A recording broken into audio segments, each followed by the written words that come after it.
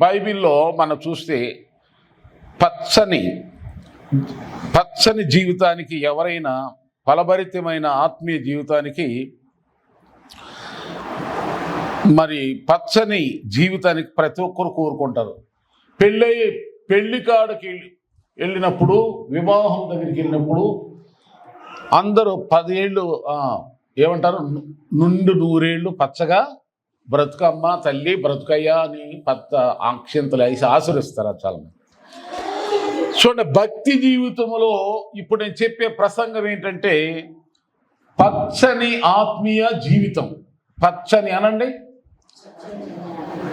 అనండి, పచ్చని ఆత్మీయ అంటే యేసు ప్రభువు నమ్ముకుంటారు, కానీ భక్తిలో పచ్చదనం అంటే ఫలభరితము, సంతోషము, సంతుష్టి, సమృద్ధి, అసలు ఏమో అర్థం కాని స్థితి మనలో ఉంటుంది. ఏనండి, ఈ సందేశం ద్వారా సార్వత్రిక సకల క్రైస్తవులందరికీ నేను చెప్పేది, ఛానల్ ద్వారా కానీ లైవ్ మామూలుగా మనం స్వయంగా వింటున్న మనందరూ తక్కువ టైంలో ఎక్కువ విషయాలు నేను చెప్పి త్వరగా మనం ఈ సందేశాన్ని ముగిస్తా. వినండి, పరమగీతం గ్రంథం 1:16 ఏముందంటే, పరమగీతం గ్రంథం 1:16, నా ప్రియుడా నీవు సుందరుడువు, అతి మనోహరుడు, మన శయన స్థానము పచ్చని చోటు అనండి. మన శయన స్థానము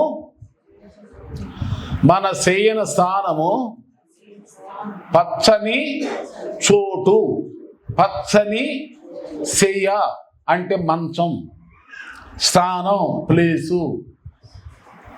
అది ఒక ప్రేమగీతం. పరమగీతం అంటే పరమగీతం, ప్రేమగీతం. ఆ ప్రేమగీతాన్ని దేనికి పోల్చారంటే, దేనికి పోల్చి బైబిల్లో పెట్టారంటే, ప్రియుడేమో పెళ్లి కుమారుడేమో యేసు ప్రభు,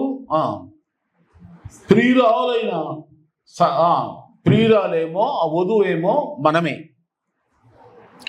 మనకి యేసు ప్రభుకి ఎలాంటి ప్రేమ బంధాలు ఉండాలో ఉదాహరణను పోల్చుకుంటూ దాన్ని ఆధారం చేసుకుని అలంత ప్రేమ కలిగి ఉండాలని మనకు దేవుడు పరమగీతాన్ని రాసించాడు.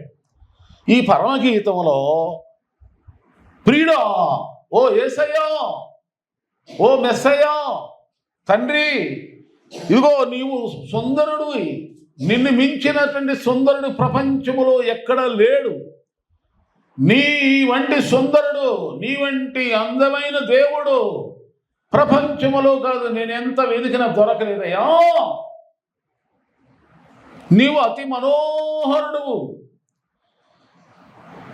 మనసైన అనగా నీవు నేను కలుసుకునే స్థలం చెప్పండి, పచ్చని చోటు. పచ్చని ఏ స్థలంలో ఏ స్థలంలో కలుసుకుందామంటూ చెప్తుంది ప్రియురాలు?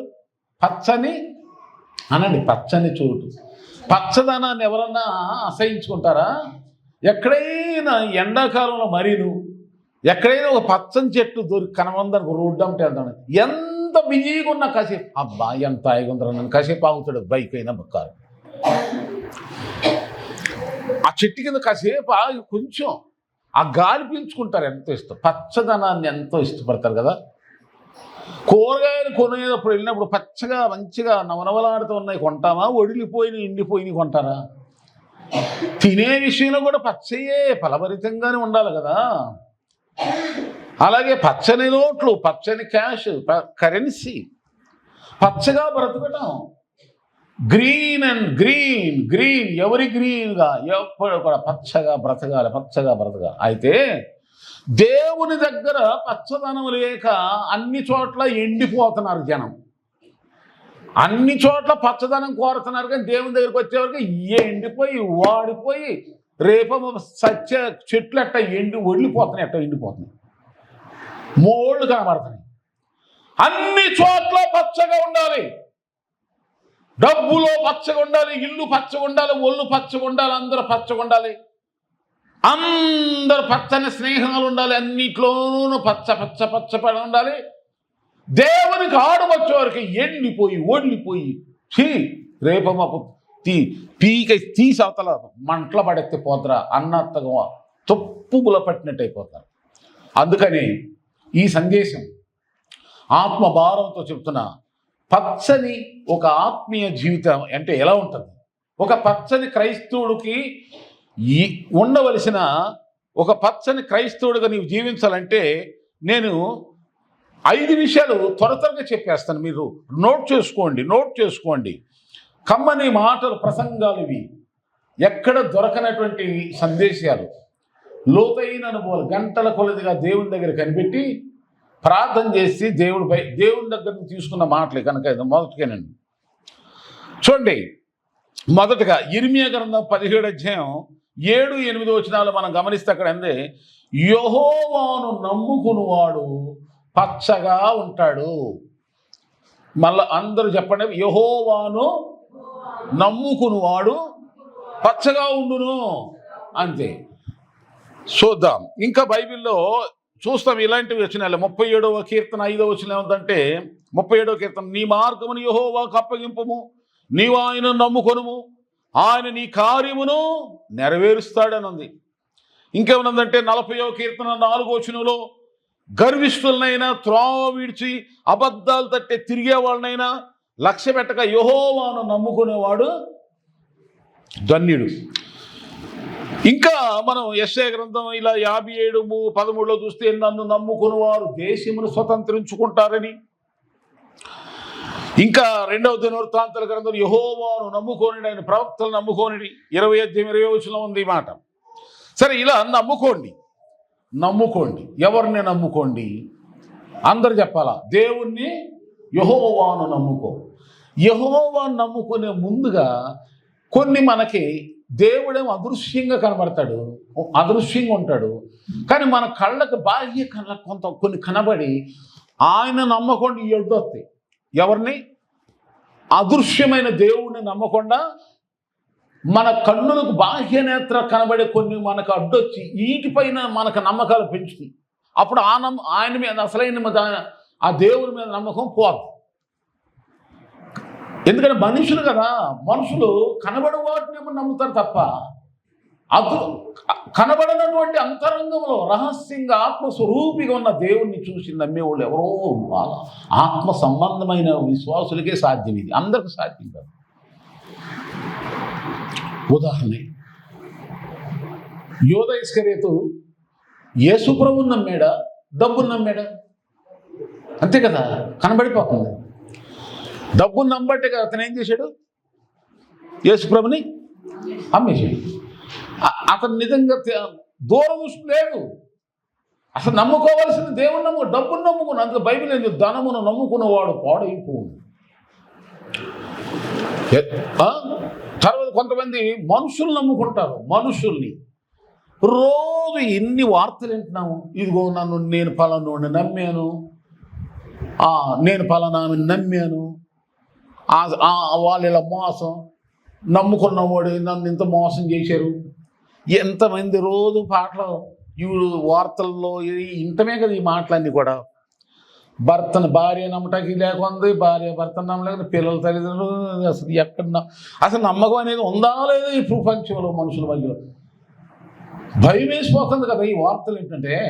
అందుకనే యెహోవాను నమ్ముకో, ఆయనే నీకు ఆశ్రయము, ఆయనే నీ ఆధారం, ఆయనే నీ బలం, ఆయనే నీ యొక్క సమృద్ధి, సర్వం సమస్తం. కానీ ఆయన నీకిట్ట కనబడితే బాహ్యత చూస్తానంటే కనబడ్డా ఆయన మోకరించు, కళ్ళు మూసుకో, ప్రార్థన చేయి, ఆయన నీకు కనబడతాడు, ఆయన నీకు ప్రత్యక్షం అవుతాడు. వాక్యం చదువు, మందిరంలో రా, దైవ సన్నిధికి రా. ఏం తోచట్లేదయ్యా, ఇదిగో నాకేదో మబ్బులు కమ్ముతున్నాయి, మనుషులని మబ్బు వస్తుంది, డబ్బు మబ్బు, ఇంకా రకరకాలైన మబ్బులు, ముసుగులు నా మీద పడతాయి. దయ్యం ఆ ముసుకేసి ఈ ముసుకేసి అసలైనటువంటి దేవుణ్ణి చూడనివ్వకుండా, ఆయనపై నమ్మకం లేకుండా చేసి ఇతర మోసకరమైన నమ్మకాలు నా ముందు పెట్టి నన్ను మోసం చేయాలనుకున్న దయ్యం, సైతానుడు, నన్ను రక్షించి ప్రభా, నిన్నే నమ్ముకున్నానయ్యా, నన్ను రక్షించయ్యా అని మనం ఏం చేయాలి? ప్రార్థన చేసి, ప్రభా నిన్ను తప్ప నేను వేరే వాళ్ళని అని తీర్మానించుకోవాలి. చివరికంట నీవు కూడా నమ్ముకోకూడదంట, నీ మనస్సును కూడా నమ్ముకోకూడదు. ఏమండి, అది నీ ఆత్మీయ జీవితానికి పచ్చదనం, ఫలభరితమైన క్రైస్తవానికి మొదటి లక్షణం. రెండవదిగా చూడండి, మరి కీర్తన గ్రంథం 1వ కీర్తన 3వ వచనంలో 2:3 ఉంది, 2:3 ఉంది, 2:3 వచనంలో ఉందా? అది కంటత మాట. ఏమని ఉంటుంది అక్కడ? కీర్తన గ్రంథం 1వ అధ్యాయం 1వ కీర్తన. దుష్టుల చెప్పండి. దుష్టుల ఆలోచన చొప్పున్నాడు, ఒక పాప మార్గం నిలువుగా అపాసం కూర్చుండగా ముగ్గురిని విడిచిపెట్టేసేయాలంట. ఎవరిని? దుష్టులు ఉంటారు, అపహాసకులు ఉంటారు, పాపులు. ఇలాంటి వాళ్ళు విడిచిపెట్టేసి ఏం చేయాలి? బైబిల్ పట్టుకొని ధ్యానం చేస్తా. బైబిల్ ధ్యానం, బైబిలే మనసులో, పనిలో ఉన్నా, ప్రయాణంలో ఉన్నా, ఎక్కడ ఉన్నా బైబిల్ ఆలోచనే, బైబిల్ ధ్యానమే. ఈ ధ్యానంలో నువ్వు ఉంటే ఎలా ఉంటావంట? నీటి కాలువలో ఎవరు నాటబడినది ఆకు వాడక తన కాలం ఫలమిచ్చు చెట్టు వలే. యాసకాలమైన ఏ కాలమైనా సరే చెట్టు, కాలువ పక్కన ప్రవహించేటువంటి నీటి దగ్గర ఉన్న చెట్టు 30, 60, 100 నీళ్లు తాగుడు. అంటే ఆ నీళ్లు ఏంటి అనుకున్నారు? ఇదిగోండి, చెప్పండి ఏంటిది? బైబిలే. బైబిల్ మొదటగా ఫెయిత్, విశ్వాసం, ఆయన పైనే నమ్మకం. ఎవరిని నమ్మాక. ఇక మూడవదిగా చూడండి, పచ్చని జీవితానికి అనగా ఆత్మీయ పచ్చదనం, క్రిస్టియన్ గ్రీన్ లైఫ్ అంటే ఎలా ఉంటుందో చూద్దాం. మూడవ పాయింట్ ఏంటంటే, అక్కడ మనం చూస్తే 52 కీర్తన 52:8. కీర్తన 52:8లో ఏముంటుందంటే, చదివితే చూడండి, ఎందుకంటే నేను చెప్పుకుంటూ వెళ్తే మీరు చూస్తారు లేదని మీకు చెప్తున్నా.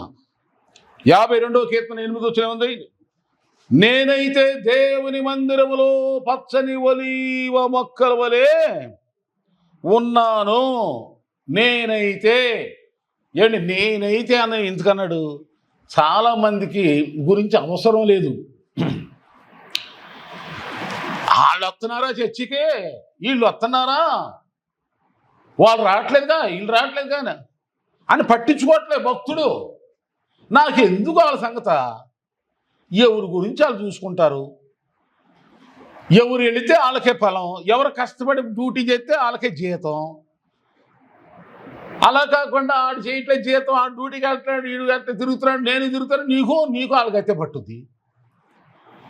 అందుకని భక్తి కాడ ప్రార్థన జీవితం దగ్గర అసలు ఎవరిని మనం పోల్చుకోకూడదు. అందుకే ఈ దావీదు రాదు, నేనైతే దేవుని మందిరములో ఎలా ఉన్నాడట? పచ్చగా అంటే పాటలు పాడతా, ప్రార్థన చేస్తా, స్తోత్రాలు చెప్తా. దేవుని సన్నిధిలో ఒక చెట్టు పచ్చగా ఉందంటే ఫలభరితంగా ఎలా ఉంటుందో, నేను కూడా దేవుని మందిరంలో ఫలభరితంగా ఉంటా. పాటలు అనే కాయలు, ప్రార్థనలు అనే కాయలు, ఫలాలు, దేవుని కోసం ఆత్మల రక్షణ, ప్రజలను ప్రభు దగ్గర నడిపించడం. నేను ఒక పరిచర్య, ఏదో ఒక విధముగా దేవుని సేవలో నేను ఒక పచ్చగా ఉంటా. దేవుని మందిరంలో పచ్చని ఒలీవా. ఇది ఆత్మీయ పచ్చదనం అంటే. దేవుని మందిరంతో కనెక్షన్. ఇంకా చాలా విషయాలు ఉన్నాయి కానీ అన్ని చదువుతాను. యేసుప్రభు కూడా చెప్పాడు, ఏమన్నాడు? ద్రాక్షావళి నేను, తీగలు మీరు. ఎవడు నా యందు నిలిచి ఉంటాడో, మందిరంలో ఎవడు ఉంటాడో, క్రీస్తు ఎవడు అంటుకట్టుకుంటాడో వాడు బహుగా ఫలిస్తాడు. నాకు వేరుగా ఉండి మీరు ఏమీ చేయలేరు. 15వ అధ్యాయం యోహాను సువార్త. చాలా మంది అనుకుంటారు మందిరం మానేసి, ప్రార్థన మానేసి, ఎగ్గొట్టేసేసి, అలిగేసేసి, ఏదో ఏం చెప్పించుకుని అడుక్కుంటూ వస్తావు. రోడ్డు అంట ఇక్కడ కాకపోతే ఎక్కడికన్నా వెళ్తావు అడుక్కుంటూ. అది ఖచ్చితంగా దొరుకుతుంది. ఎందుకంటే ఈ బైబిల్ నేను సొంతంగా అంటలా. యేసయ్య అంటాడు, నాకు వేరుగా ఉండి మీరు ఏమీ చేయలేరు, నాలో ఉంటే మీరు బహుగా ఫలిస్తారు. మీరు ఫలించాలనే నేను నిన్ను ఏర్పాటు చేసుకున్నాను. మీరు ఎంత ఫలిస్తే నాకు అంత మహిమ అని. నాలో ఉండి ఫలించండి అంటే వద్దున కురిస్తుంది పావయ్యా యేసు ప్రభా, నువ్వు పక్కకు నాకు వీలున్నప్పుడు వస్తాను చర్చికి. నా మనసుకు తోచినప్పుడు, నాకు ఇష్టం వచ్చినప్పుడు అని యేసు ప్రభుకి చెప్తే ఆయన ఊరుకుంటాడని. మనిషి నువ్వు ఈ స్థితి ఏంటి, నీ ఎంత అలుపులవో తెలుసుకో. ఆయనకు వేరుగుండి మనం ఏం చేయగలం? కానీ దేవుని మందిరములో నేను పచ్చని ఒలీవా అనండి. దేవుని మందిరంలో నేను పచ్చని, చెప్పండి ఎలా ఉండాలి? ఫలభరితంగా ఉండాలి. పరిచయం అన్ని విషయాల్లో ఫలించే చెట్టు ఎలా ఉంటుంది అలా దేవుని మందిరం ఫలించు. 4వదిగా చూద్దాం, ఇక అయిపోయింది, దగ్గరకు వచ్చేసాం. యోహాను సువార్త 12:24 ఏముందంటే, యోహాను సువార్త 12:24 ఏముందంటే, గోధుమ గింద భూమిలో పడి చావని ఎడల అది ఒంటిగానే ఉండును, అది చస్తే విస్తారంగా ఫలించును. చెప్పండి, చస్తే అనండి, ఫలించు, విస్తారంగా ఫలించు. మీ దొడ్లో ఎప్పుడైనా మొక్కలు పెడతారు, ఈ గింజలు వేస్తారు. ఆ గింజ అట్లా వేయగానే అది ఏం చేస్తుందో తెలుసా? భూమికి వెళ్ళి చచ్చిపోతుంది. చచ్చిపోయినాక తిరిగి ఏం చేస్తారు చెప్పండి? దానిలో నుండి చిగురు తెలుసా మీకు? మీరు చేసినప్పుడు గింజ మీకు కనబడి అదే కానీ చచ్చిపోయి ఇస్తాం. అలాగే యేసు ప్రభువులో పచ్చగా ఉండాలి. నీ భక్తి జీవితం, నీ ఆత్మీయ జీవితం పచ్చగా ఉండాలి అంటే ఇక్కడికి వచ్చి దేవుల్లో చచ్చిపోవాలి. లోకం విషయంలో చచ్చినట్టు ఉండాలి. ఇదివరకు బ్రతుకులో చచ్చినట్టు ఉండాలి. ఇదివరకు స్నేహాలు, ఇదివరకు యొక్క పద్ధతులు, ఆచారాలు, అలవాట్లు విషయాల్లో, అన్ని విషయాల్లో నేను ఇదివరకటి మనిషిని కాను. నేను పూర్వం దోషగుణ హానిగా నించకుడు, కానీ ఇప్పుడు కాదు. నేను క్రీస్తులో జన్మించాను, కొత్త వ్యక్తిని. పాతవి గతించను, కొత్త వాయును నూతన సృష్టిగా నన్ను ప్రభు చేశాడు. ప్రభువులోని తిరిగి జన్మించేశాను. పాత జీవితం లేదు. ఇదివరకు నేను పూర్వము కోపిస్తోళ్ళని, అలాంటి వాళ్ళని, ఇలాంటి వాళ్ళు ఏను, ఇప్పుడు కాదు అనే విధంగా నీ జీవితం రూపాంతరం చెందినప్పుడు నువ్వు బహుగా విస్తారంగా ఫలిస్తావు. విస్తారంగా చెప్పండి, విస్తారంగా ఫలిస్తావు.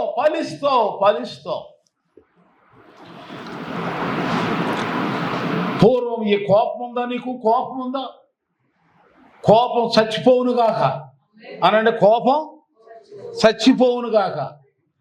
ఇదివరకు ఈ సుర్రు మంటలు వేసేవాడుగా కోపంతో. ఇప్పుడు మాట్లాడితే ఎంత మార్పు. కోపం చచ్చునుగాక, గర్వం చచ్చునుగాక, అహంకారం చచ్చునుగాక. దేవునికి వ్యతిరేకమైనటువంటి నీ జీవితాన్ని నాశనం చేసి సైతాన్ని వశం చేయకుండా దేవునికి విరోధంగా ఉండేటువంటి సకలమైన దుర్గుణాలన్నీ యేసునామములో చచ్చిపోనుగాక నీలో నుండి. అప్పుడు నీవు బహుగా విస్తారంగా ఫలిస్తావు. అలా నీ పాత జీవితం సాగకుండా నువ్వు ఫలించాలంటే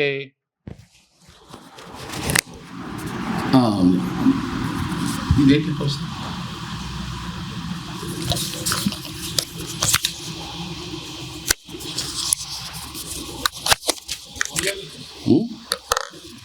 ఉందా?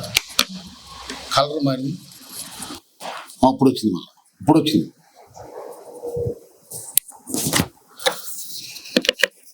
అంటే ఇంత విలువైన మాటలు నాకు ఆత్మ దేవుని ఆత్మ పనిచేసేప్పుడు వస్తాయి. నేను ప్రభువులో లీనమైపోయినప్పుడు వస్తాయి. మళ్ళీ నేను నాకు దొరకవు. నేను ఈ ఆత్మావేశంతో చెప్పుకున్న ఈ ప్రసంగాలు మీకు తెలుసో లేదు, నేను ఒక్కొక్కటే 10 సార్లు వింటా. నాకు కొత్తగా అనిపిస్తుంది. అంటే నేను మాట్లాడేది నేను కాదు, అయ్యో నేనే వింటాను మీరు అనుకోవచ్చు. అందుకని ఆత్మావేశం రికార్డ్ అవుతున్నాయా లేవని భయం అనమాట. ఓకే ఏనండి, మనము ఇక 5వ మాట చెప్పేసి ముగిస్తాను. ఈ 4వ మాట ఏంటి? లోకము విషయములో మనము ఈ పాత విషయములో చచ్చిన వారిగా ఉంటే దేవుడు కొత్త జీవితాన్ని ఇచ్చి విస్తారముగా దేవుడు నిన్ను ఫలింప చేస్తాడు. అన్ని విషయాల్లో ఫలిస్తావు. దేవుని స్తోత్రం. అన్ని విషయాల్లో ఫలభరితంగా ఉంటావు గనక ఈ లోకపరమైన దేవునికి వ్యతిరేకమైన వాక్యానికి విరుద్ధమైన వాటి విషయంలో చచ్చిపో. దేవుడు నీకు విస్తారమైన జీవాన్ని, విస్తారమైన ఆశీర్వాదాన్ని, బహు విస్తారమైన ఫలాలను దేవుడు నీకు దయచేయను గాక. నువ్వెన్నడూ జరగనివి ఆశించిన ఎదురు దేవుడు నీకు దయచేయను గాక. ఓకేనా? రైట్. ఇక 5వ మాట ఏంటంటే 128వ కీర్తన 1 నుండి 3 వచనాలు చూస్తే, ఆయన యెహోవా యందు భయభక్తులు కలిగి ఆయన త్రోవల యందు నడుచువారందరూ ధన్యులు. నీ లోగిటి నీ భార్య ఫలించు ద్రాక్షవలి వలె ఉండును. నీ భోజనపు బల్ల చుట్టూ నీ పిల్లలు ఒలీవ మొక్కల వలె.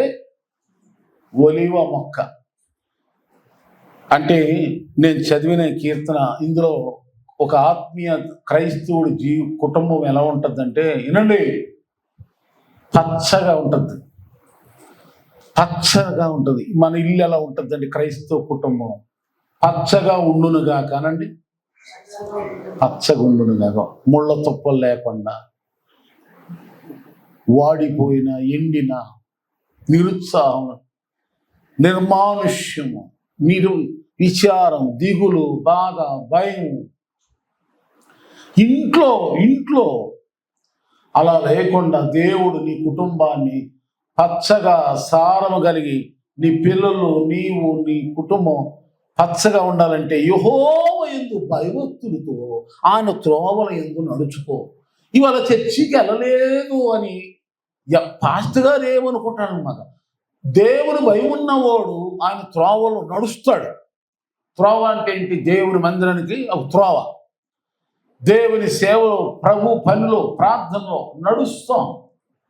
ఎవరు బెదిరింపులు కాదు, ఎవరు భయాలు కాదు. అప్పుడు నువ్వు నడుస్తూ ఉంటే దైవ భయముతో నడుస్తున్నావా? దైవ భయముతో మందిరానికి వస్తున్నావా? దైవ భయముతో దేవుని కార్యాలలో పాల్పొందుతున్నావా? నీకు తెలియకుండానే నీ కుటుంబాన్ని దేవుడు ఏం చేస్తాడంటే పచ్చగా ఉంచుతాడు, ఫలభరితంగా ఉంచుతాడు. ఆమేన్. ఇంట్లో సమస్యలు ఉన్నాయి కదా అని ఇంట్లోనే కూర్చుంటే ఆ సమస్యలు ఇంకెక్కువైపోతాయి. మనం దేవుని త్రోవలలో నడుచుకుంటా, మార్గాల్లో నడుచుకుంటూ వెళ్తే దేవుడే చూసుకుంటాడు మన ఇంటి సంగతి. సమస్యలు ఏమున్నా, అసమాధానం ఏమన్నా, గొడవలున్నా, అలజడులున్నా, బలహీనతలున్నా, ఏమున్నా యెహోవా ఈరే ఆయన చూసుకుంటాడు. అబ్రహామా, నీకు ఒక్కగాను కొడుకున్నాడు కదా, ఆయన తీసుకొచ్చి నాకు బలిగైవు. ఈ మాటని శారమ్మ గారు చెప్పలే. ఆయన వెంటనే పని వాళ్ళు పట్టుకున్నాడు, ఈయన పట్టుకొని వెళ్ళిపోతాడు. దేవుని భయం. అప్పుడు బలి అర్పిస్తాడు. దేవుడు ఏమన్నాడు తెలుసు అబ్రహాంతో? ఓ అబ్రహాం, నీ కొడుకు మీద వచ్చి ఏమక్క కత్తి, నీవు నాకు భయపడుతున్నావో లేదో తెలుసుకోవటానికి నేను పరీక్ష అన్నాడా లేదా? ఉంది. అంటే దేవుని భయం ఉంది కనుక దేవుడు ఏమి చెప్తే చేశాడు, వెళ్ళిపోయాడు. కానీ దేవుడు ఆయన్ని ఏమన్నాడు చూసారా? ఇదిగో నీ కొడుకుని తీసుకో, అతన్ని గొప్ప వ్యక్తిగా నేను చేస్తాను, గొప్పగా దీవిస్తాను, ఆశీర్వదిస్తాను, తన వంశాన్ని దీవిస్తానని చెప్పినప్పుడు ఆశ్చర్యం కలిగింది. అవును, దేవుని ప్రణాళికలు అలా ఉంటాయి. దేవుని త్రోవల్లో మనం నడుచుకుందాం, దేవుని భయం కలిగి నడుచుకుందాం, దేవుని చిత్తానికి లోబడదాం. నీ జీవితం ఫలభరితంగా ఉండును గాక. ఈ 5 విషయాలు పచ్చని ఒక క్రైస్తవుడు పచ్చగా ఉండాలి. క్రైస్తవుడా, ఓ క్రైస్తవ కుటుంబమా, సంఘమా, విశ్వాసే, నువ్వు పచ్చగా ఉండాలి, ఫలభరితంగా ఉండాలి, ఆశీర్వాదకరంగా ఉండాలి, ఆనందమయంగా ఉండాలి. పచ్చని చెట్టును చూసి ఎవరు అసహించుకోరు. పచ్చని చెట్టు దగ్గరికి ఎవరైనా వస్తారు. అలాగే నీ దగ్గర కూడా అనేకులు వచ్చి నీ నీడను ఆశ్రయించి, యోసేపు అంట బహు ఫలించడు కొమ్మ అంట. యోసేపు ఫలించడి బాగా.